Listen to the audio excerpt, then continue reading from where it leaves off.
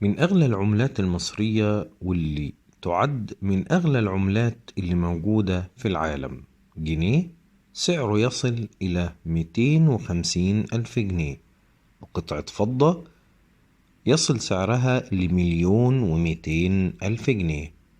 إيه الحكاية ديت؟ تابعونا.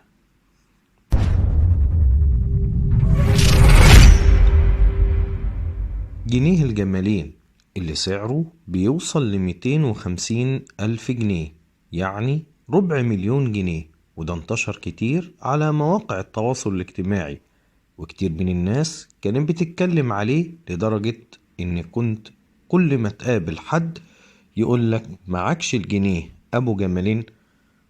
طبعا السعر اللي احنا سمعناه ده حقيقي، سعر الجنيه ده بيتراوح من 50,000 إلى ربع مليون جنيه، ولكن وللأسف الجنيه اللي موجود دلوقتي في السوق 90% منه بيبقى كوبي، يعني نسخة وليس أصلي، لأن تم إصدار عدد قليل جدا منه، وعلى حسب الكتالوج العالمي تم إصدار 300 ألف ورقة منه، وكان أول إصدار ليه في سنة 1899 5 يناير.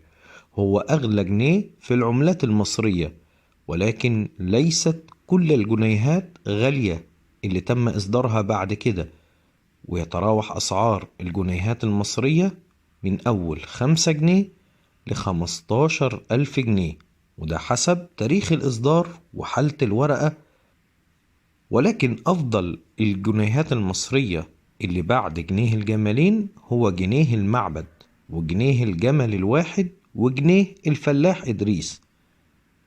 المجموعة ديت هي فقط العملات المميزة من الجنيهات اللي بيتراوح سعرها من 1000 جنيه ل15,000 جنيه، وده حسب الحالة بتاعتها.